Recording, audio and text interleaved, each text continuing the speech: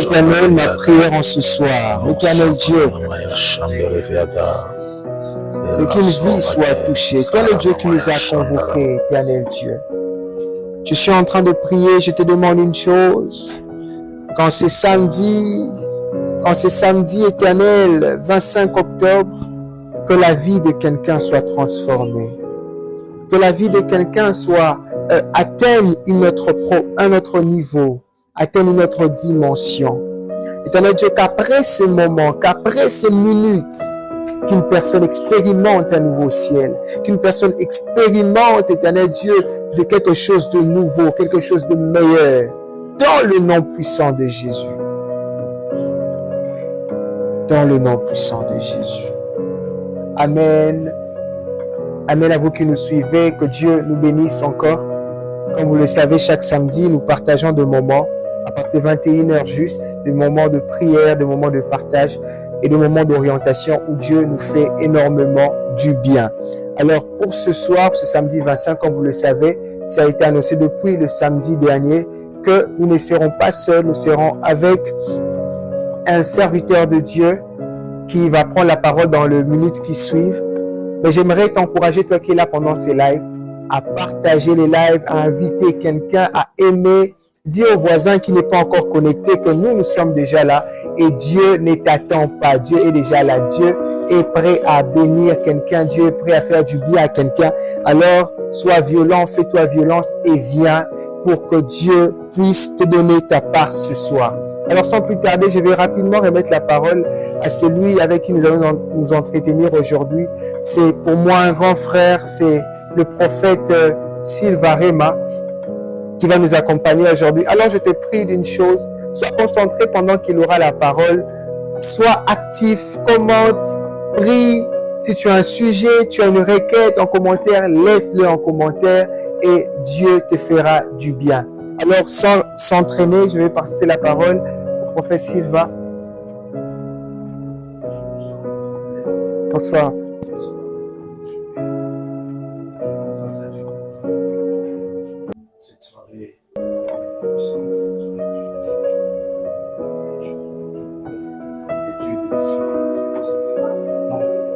Amen. J'ai été choisi pour ce programme. C'est une prière pour ça. Yes. Et Dieu a décidé quelque chose dans mon cœur. Et je crois que par la grâce de Dieu, je serai une bénédiction pour ce soir. Amen. Alléluia. Nous allons beaucoup prier aujourd'hui quand même. Mais avant de j'aimerais vous partager quelques portions des Écritures. L'homme de Dieu, Caleb, m'a fait part d'un thème, l'impact de Jésus-Christ dans la famille. Nous devons savoir que ce qui est à la base d'une société, c'est la famille. Lorsque la famille est instable, la vie aussi est instable. Ce n'est pas pour rien, même au commencement, lorsque Dieu créa l'homme, la Bible dit, Dieu dit qu'il n'est pas bon à l'homme d'être seul. Dieu lui créa une aide semblable. Et Dieu les bénit. Et Dieu leur dit, multipliez-vous et soyez féconds. La famille est une institution divine. La famille, c'est la volonté de Dieu, parce que sur cette terre des hommes pour influencer, Dieu utilise les familles. Alléluia. Et aujourd'hui, j'aimerais partager avec vous sur un sujet. J'ai un sous-thème que le Saint-Esprit m'a mis à cœur. La famille, un mystère spirituel. Alléluia. La famille, un mystère spirituel. Vous savez, avant de commencer, il y a un homme de Dieu, un mentor qui m'a dit une fois, le jour où tu ignores l'impact ou la force de Satan, c'est ce jour-là où Satan prend les dessus sur toi. Je me suis posé beaucoup de questions. Pourquoi il a dit ça? Parce que lorsque on ignore l'ennemi, cela donne à l'ennemi la force sur nous. Vous savez, beaucoup de personnes aujourd'hui négligent ce qu'on appelle les combats familiaux. Je voudrais dire à quelqu'un, c'est que en Christ, nous sommes plus que vainqueurs, mais les combats familiaux, c'est une réalité. C'est que beaucoup de personnes négligent au fait. Les combats familiaux, c'est une réalité, homme de Dieu. Parce que vous allez comprendre que quelqu'un peut être en Christ, mais il a les gènes de son père, il a les gènes de sa mère, il a le comportement de son père, il a le comportement de sa mère. Ce qui est une chose normale. Ce n'est pas anormal. C'est comme ça que les choses évoluent. Aujourd'hui, si un bébé naît, il doit grandir, il doit être conscient pour recevoir le Seigneur Jésus-Christ comme Seigneur et Sauveur. Mais j'ai une question. Qu'est-ce qui fait en sorte que ce bébé-là naisse dans le péché? C'est sa nature humaine. Parce qu'elle est le fruit d'une relation, elle est le fruit d'une famille où le lien de sang est en train de crier. Lorsque nous venons au Seigneur Jésus-Christ, c'est vrai que nous avons la supériorité, où nous avons la victoire sur tous ces liens, mais avant de croire au Seigneur Jésus-Christ, les liens de famille nous réclament. La plupart des personnes avec qui j'ai parlé, ceux qui négligent le combat spirituel, au fait, sont des personnes dont leur vie n'évolue pas. Parce qu'ils négligent quelque chose qui fait objet de leur blocage. Alors ce soir, j'aimerais quand même nous parler sur la famille, un mystère spirituel. Nous sommes dans Nombre 14, le verset 18. La Bible dit: l'Éternel est lent à la colère et riche en bonté. Il pardonne l'iniquité et la rébellion. Mais il ne tient point le coupable pour innocent. Il est puni jusqu'à la 3e et à la 4e génération. Alléluia. Nous sommes dans Exode 5.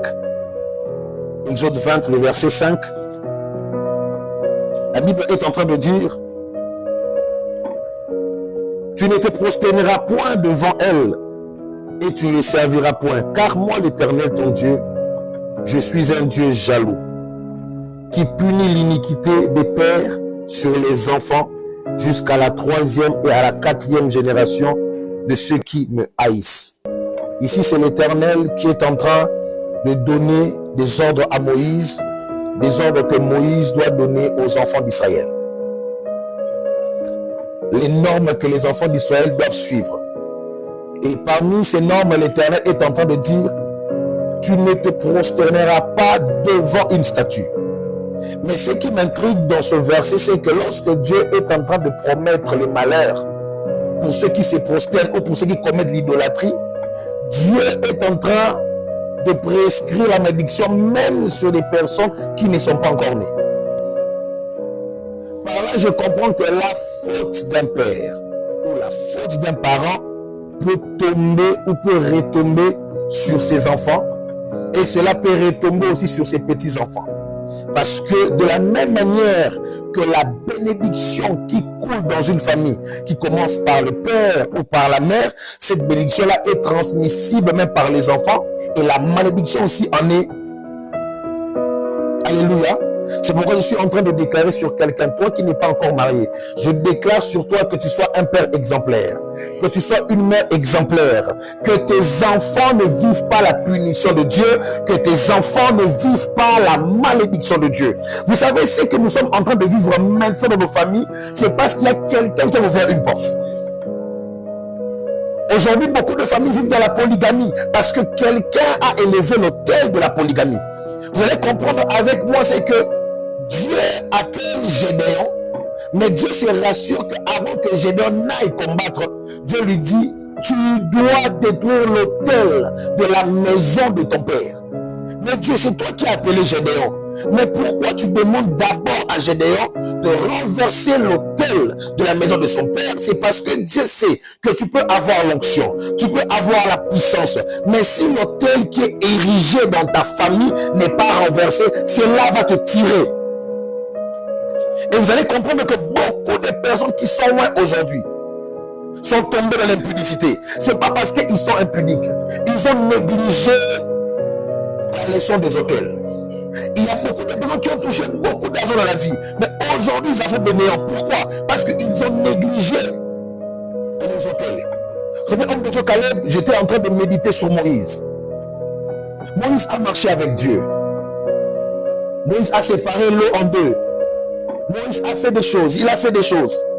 Mais pourquoi à la fin de la vie de Moïse, Satan vient réclamer le corps de Moïse avec Michaël?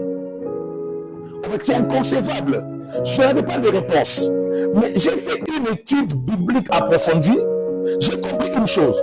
Vous savez, devant Pharaon, lorsque le bâton de Moïse avait bouffé les serpents de Pharaon, je veux dire, il y a quelque chose qui n'était pas réglé. Donc, lorsque Satan est venu réclamer Moïse, Satan voulait dire qu'il y a quelque chose de moi à Moïse. Parce que Moïse a bouffé mes serpents, il n'a pas fils de Terah. Une fois, Dieu l'a parlé pour lui dire, c'est même pas l'apparition. Dieu lui a parlé pour lui dire, quitte la maison de ton père et de ta mère, va dans le pays où moi, l'Éternel, je te montrerai. La Bible dit ceci, Abraham veut dire père élevé. Je suppose que dans sa famille, il n'y avait pas la pauvreté. Il y avait quelque chose. Il y avait la limitation. C'est qu'Abraham était fils de Terah. Mais qui était fils d'Abraham? Personne. Il n'avait pas d'enfant. Il bénéficiait de la faveur de sa famille. Mais il ne bénéficiait pas de la faveur divine. Parce que lorsque la faveur divine vient, la faveur divine te donne pas seulement la position, la faveur divine te donne l'impact. C'est qu'Abraham, tu peux être père élevé, mais tant qu'il n'y a pas Isaac, tu ne peux pas père de multitude. Or, pour devenir père de multitude, tu dois quitter la maison de ton père. Je viens prophétiser sur une personne ce soir. C'est qu'il y a un mouvement qui est en train de se faire. Le mouvement qui est en train de se faire, c'est que tu quittes la maison de ton père. Ce qui veut dire, tu quittes les liens de la maison de ton père, tu quittes les liens de la maison de ta mère. Je suis en train de voir cette chose se produire dans la vie d'une personne. De la même manière que Dieu a demandé à Abraham de quitter. Ce soir, Dieu dit à une personne, Dieu donne une instruction à quelqu'un, c'est que ce soir, tu quittes la maison de ton père. Et ce que j'aime, c'est qu'après avoir quitté, il y a des promesses qui te suivent. Laisse que le ciel t'accorde des promesses qui vont s'accomplir dans ta vie. Vous imaginez quelqu'un comme Abraham, qui est avancé en âge, mais Dieu lui promet une multitude. Dieu lui promet une multitude. C'est pour dire, lorsque Dieu te détache du lien familial, Dieu te donne des promesses qui ne correspondent pas à ton présent.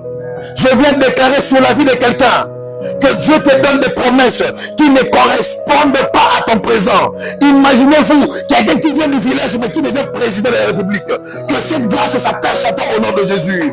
Imaginez-vous quelqu'un comme Esther devient reine, même pas en Israël, même pas dans son pays, mais elle devient reine dans un pays étranger. Je viens déclarer sur quelqu'un. Le mouvement qui est en train de se faire, c'est que tu quittes la maison de Terah. Yes.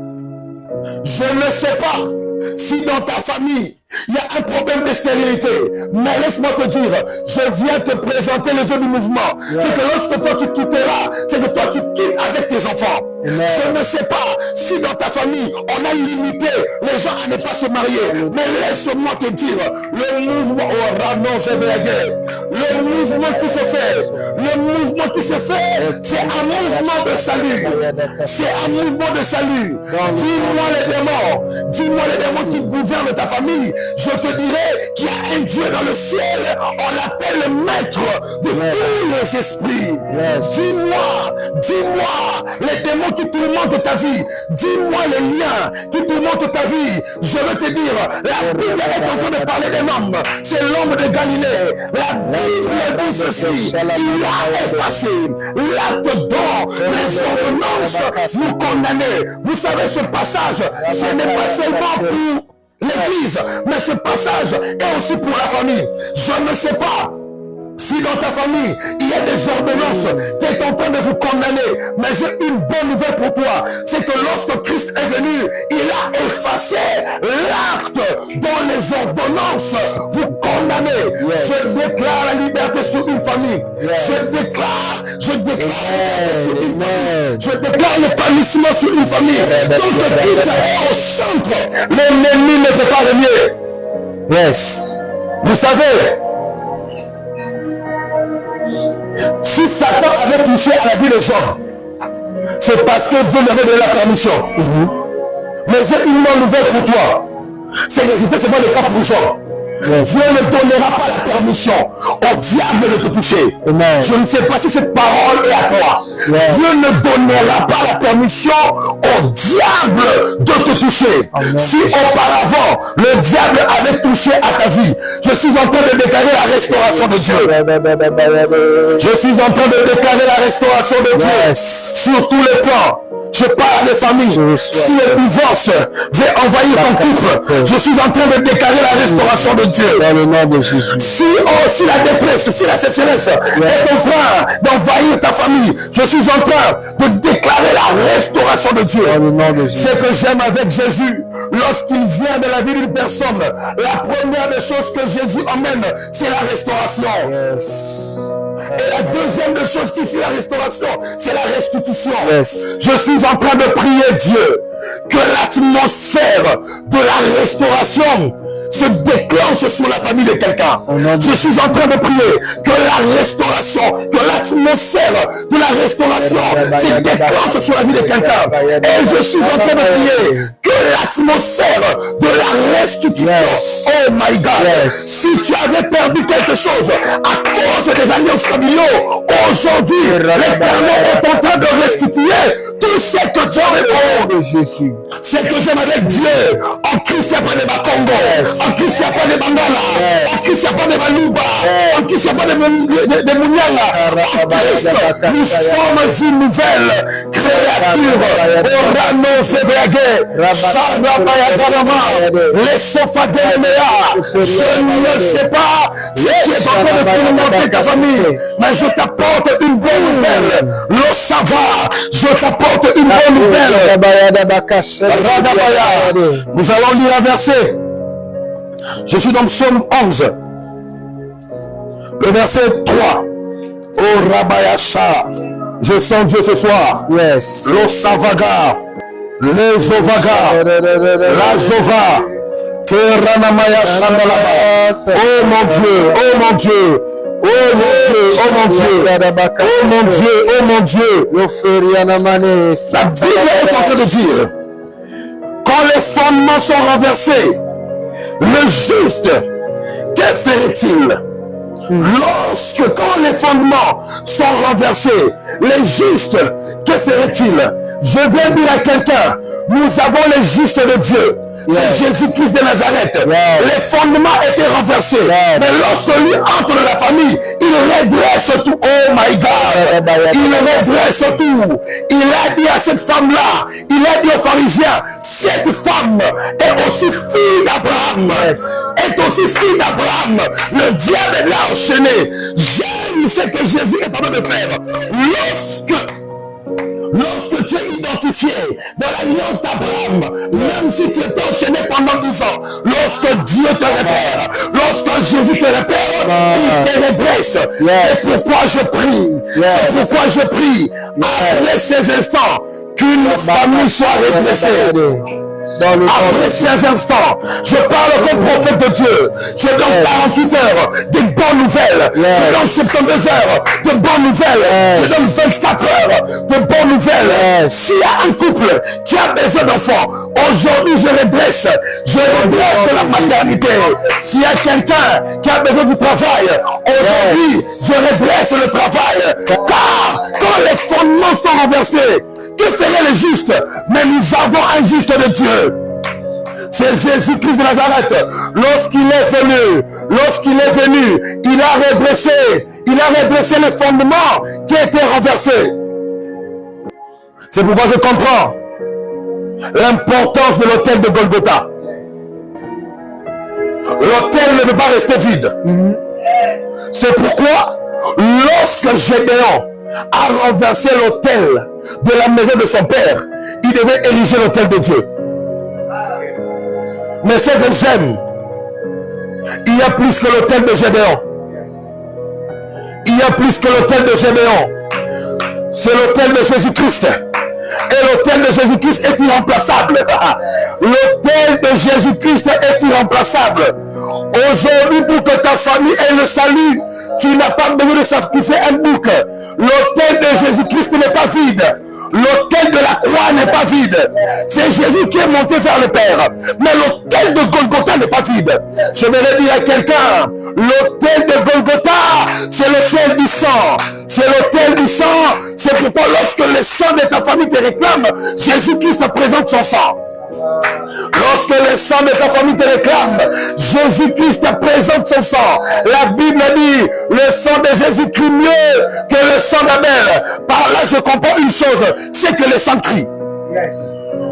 Même le sang de ta famille crie. Mais la Bible est en train de dire, c'est que le sang de Jésus crie mieux. Il crie plus fort. Dans le monde spirituel, en matière de position, c'est le sang. Et Jésus qui s'est donné la première position pour dire que lorsque ton sang vient, ton sang est faible par rapport au sang de Jésus. Lorsque tu es, oh my God, lorsque tu es identifié à Jésus, ton sang est faible que le sang de Jésus. Je ne sais pas si quelqu'un peut élever sa voix et dire à Dieu que ton autel crie dans ma famille, que l'autel de Jésus-Christ crie dans nos familles. Que l'autel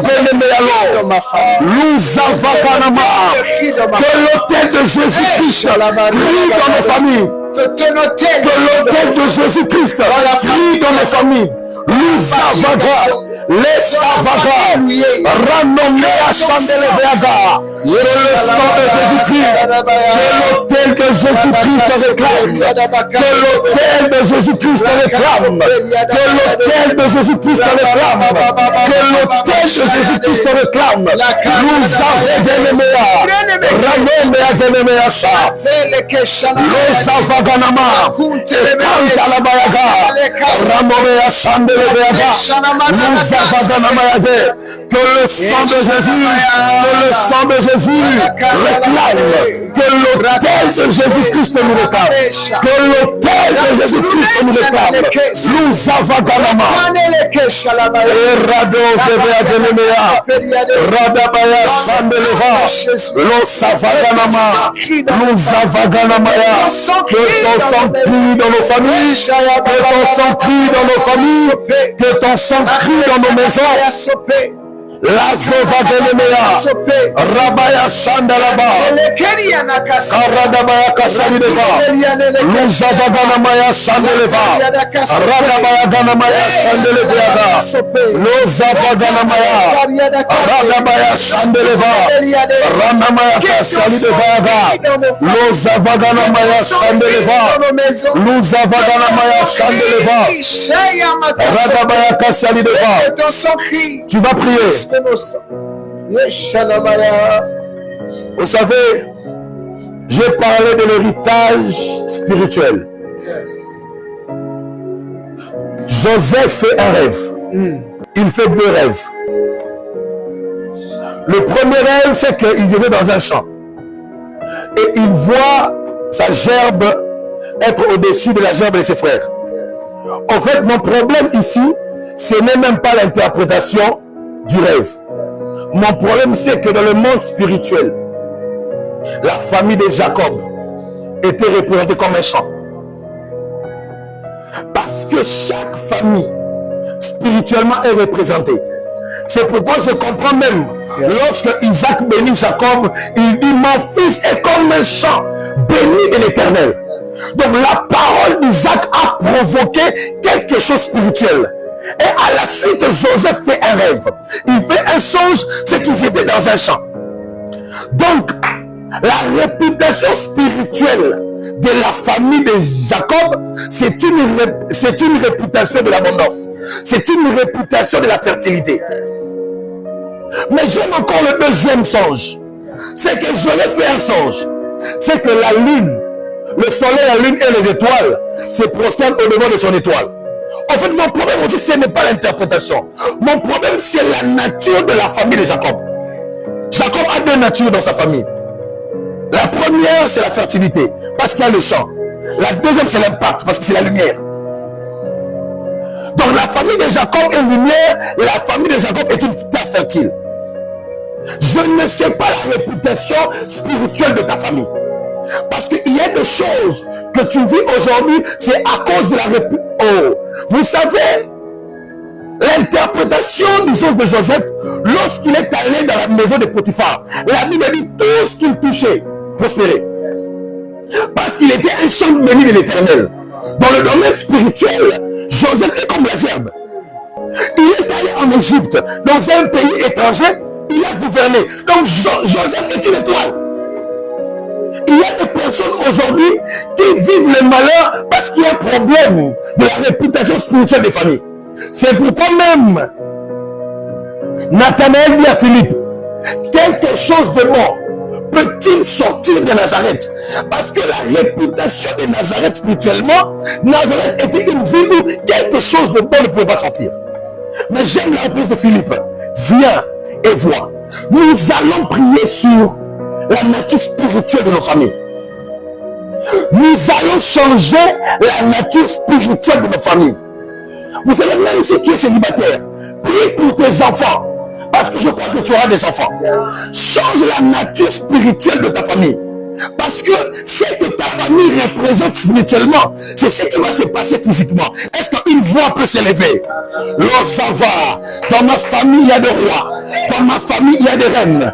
Ma famille est il y a des étoiles. Mes enfants sont des étoiles. Mon épouse est une étoile. Je suis une étoile. Ma famille est une étoile dans ma famille de lumière. L'eau, ça va. Si la réputation spirituelle de ma famille est lumière, je suis en train de le changer dans le nom de Jésus.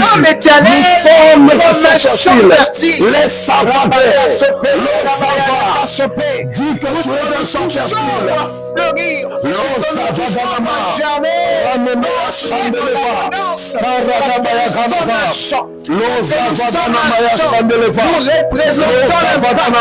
nous représentons la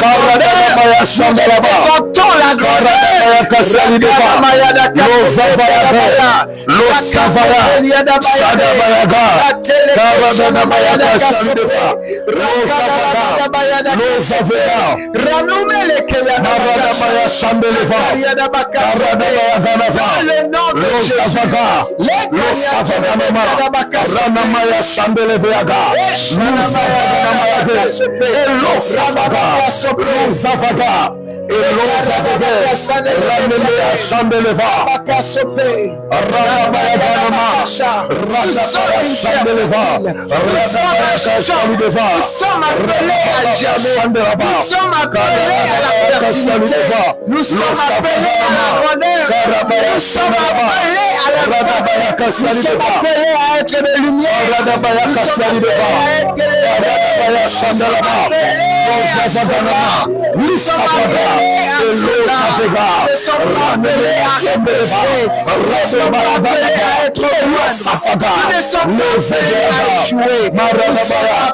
à monter. Quelque chose qui monte dans mon cœur. Yes.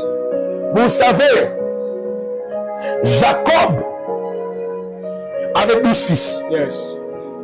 Mais Jacob avait 13 enfants. On va prier pour les plus faibles de nos familles. Yes. Vous savez, lorsque Joseph fait le songe homme de Dieu, c'est que dans le songe de Joseph, il n'y a pas d'Ina.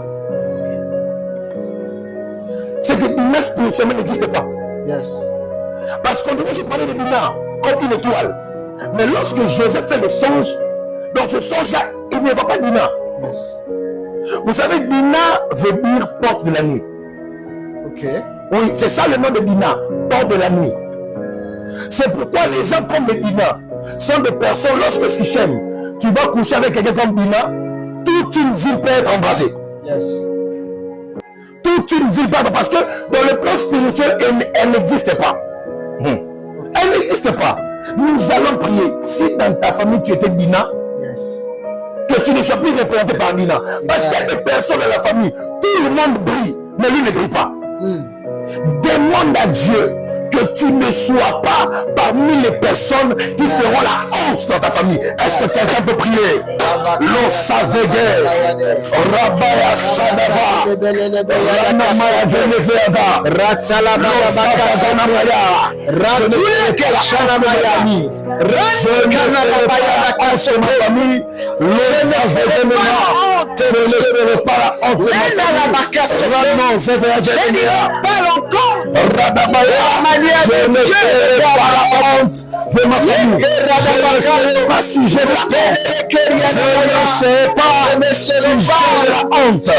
Je ne serai pas sujet de la honte. Je ne serai pas celui par qui ma famille. Dans le nom de je ne ferai pas la honte de ma famille. Je ne ferai pas la honte de ma famille. Je ne serai pas sujet de honte. Mes enfants ne seront pas sujets de honte.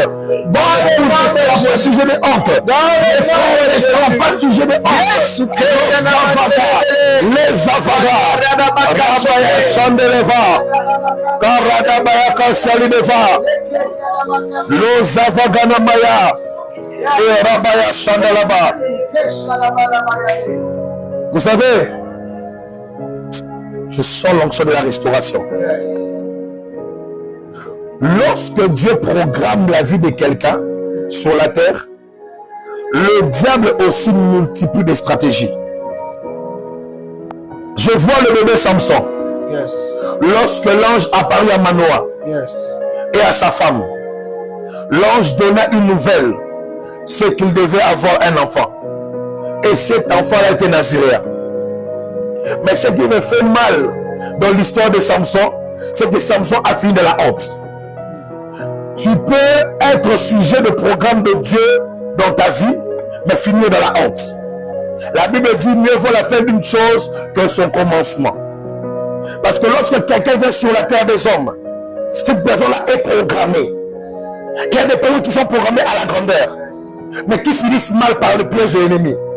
Tu vas dire à Dieu, cela ne sera pas sujet de ma famille. Dans ce pays, on a connu des familles qui ont des noms. Mais aujourd'hui, les enfants sont minables. Mais on a connu aussi des familles qui ont commencé par terre. Mais aujourd'hui, les gens sont élevés en dignité. Tu vas prier Dieu. Tu vas dire que ta famille ne finisse pas mal. Que ceux qui sortent de la sein de du sein de ton père et de ta mère ne finissent pas mal. Et ceux qui sortiront de ton sein, qu'ils ne finissent pas mal. Est-ce que quelqu'un peut prier? Les Vaganama, je ne finirai pas mal. Mes enfants ne finiront pas mal. Mon épouse ne finira pas mal. Mes frères ne finiront pas mal. Oh la sauvage. Mon ministère ne finira pas mal. Mon ministère ne finira pas dans l'humiliation. Los avegenema. Rano me ageneme asha. Radabaya kasialudeva. Rabababa shandalabaya. Los avaganama. Les sauvaganama. Radabaya shandeleva. Radabaya kasialudeva. Rado zeveagenemea. Los avaganamaya shande. Et los afagé. Los avaga. Radabaya. Je ne finirai pas mal. Mes enfants ne finiront pas mal. Mon épouse ne finira pas mal. Mes frères ne finiront pas mal. Ma famille ne finira pas mal. Los Savaganamaya, Radabaya Shandalaba, et los Savaganama, Radabaya Shandalaba, los Savaganamaya, Radabaya Shandeleva, los Savaganamaya, Radabaya Shandeleva, Karadabaya Kasialideva, los Savaganamaya Sha, Ranamaya Ganamaya, dans le nom de Jésus. Dans le nom de Jésus, dans le nom de Jésus, et le Savaga, Karadabaya Shandeleva, Radabaya Kasialudeva, Karadabaya Sha. Nous allons faire une proclamation.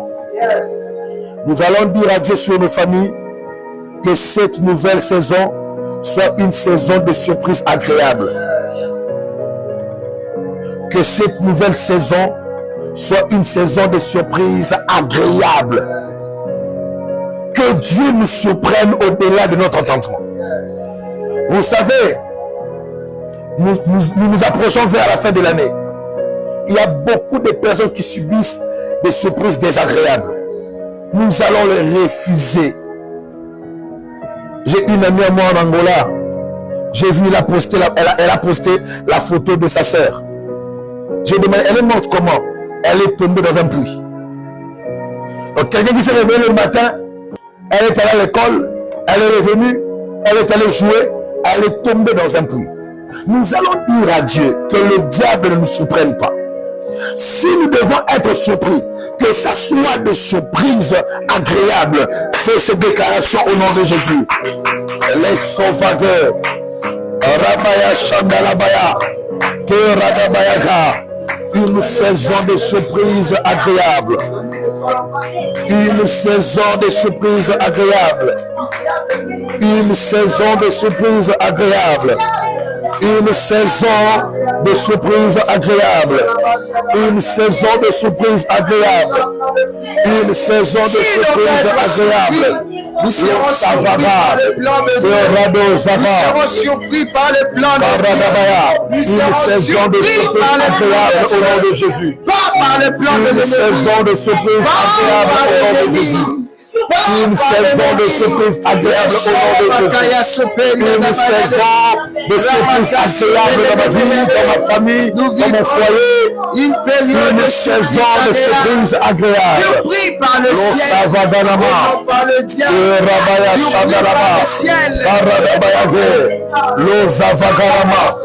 Dans le nom de Jésus. Dans le nom de Jésus. Nous le proclamons ainsi sur nos familles, que le règne de Dieu s'établisse au nom de Jésus. Sur toutes les familles qui sont en ligne, même ceux qui ne sont pas en ligne, nous installons le règne de Jésus-Christ. Yes, dans le nom de Jésus. La Bible dit, la présence de Dieu est l'absence totale de l'ennemi. Ta présence est l'absence totale de l'ennemi. Là où la lumière règne, le ténèbre ne peut pas régner. Seigneur, nous proclamons et nous professons la lumière de Jésus-Christ. L'impact de Jésus-Christ dans nos familles. Dans le nom de Jésus. La Bible dit, celui qui demeure sous l'abri du Très-Haut repose à l'ombre du Tout-Puissant. Parmi les bénédictions que tu nous as promis, il y a la protection. Nous demandons la protection et la préservation de nos familles dans le nom de Jésus. Nous inaugurons une saison de bonnes nouvelles, une saison de restitution, une saison de restauration, une saison d'équilibre de nos familles. Au nom de Jésus, là où la mort avait régné, que la mort cède place à la vie, que la pauvreté cède place à la richesse, que l'instabilité cède place à la stabilité. Nous le professons et nous le déclarons sur nos familles dans le nom de Jésus-Christ, que l'autel de Golgotha s'établisse dans nos familles. Là où le sang de nos pères peuvent crier, que le sang de Jésus crie mieux. Là où le sang de nos ancêtres peuvent nous réclamer, que le sang de Jésus crie mieux. Que le sang de Jésus crie mieux. Et que l'autel de Jésus s'établisse dans nos familles. Dans le nom puissant de Jésus, nous avons ainsi prié et nous disons Amen. Amen. Est-ce que là où tu es, je ne sais pas ce que tu es en train de faire, mais est-ce que tu peux acclamer le Seigneur, acclamer le ciel pour la délivrance que Dieu est en train d'accorder à ta famille, pour la délivrance que Dieu est en train d'accorder dans plusieurs domaines dans ta famille. Que la Bible est en train de dire que le sang de Jésus est plus fort que le sang d'Abel. Alors je prie que le sang de Jésus plus fort que le sang de tes parents. Là où le sang de tes parents crie échec, là où le sang de tes parents crie la mort, je prie que le sang de Jésus crie victoire. Je prie que le sang de Jésus crie bénédiction là où il y avait la malédiction. Je suis en train de voir dans mon esprit ce verset de la Bible où cet homme appelle pour dire viens maudire. Il dit je ne peux pas maudire ce peuple parce que sur ce peuple il y a déjà une bénédiction. Je suis en train de déclarer parce que le sang de Jésus crie à ton avantage, tout ce que le diable vient tenter est moins efficace. Je prie et je déclare que le sang de ton Père, même portant de malédiction, même portant de condamnation, est faible devant le sang de Jésus. Dans le nom puissant de Jésus, que le sang de Jésus entre dans ta famille, entre dans ta maison, entre dans tes affaires, dans ton travail, et fasse fleurir ce que tu entreprends. Dans le nom puissant de Jésus. Jésus-Christ. Amen. Amen. Que Dieu te bénisse, toi qui étais là pendant ce live. Amen. Nous avons été fortement bénis par ce temps avec le prophète Silvarema. Je sais qu'à un moment, la connexion avait un peu dérangé, mais rapidement, le problème a été réglé. J'aimerais dire à quelqu'un, toi qui es là encore pendant ce live, ne manque pas une occasion de prier pour ta famille. Yes. Ne manque pas une occasion de sortir ta famille de cet état-là où le diable vous a plongé depuis des années.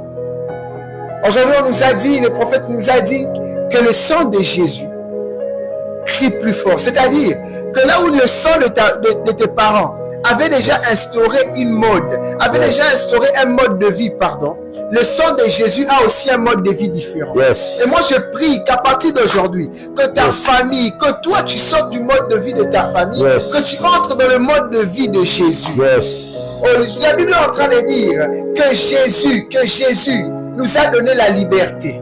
Jésus est venu pour nous délivrer. Que Jésus nous a donné la bénédiction. La Bible dit que sur la croix, il s'est chargé de nos malédictions. Moi, je ne comprends pas que ta famille reste encore dans la malédiction. Yes.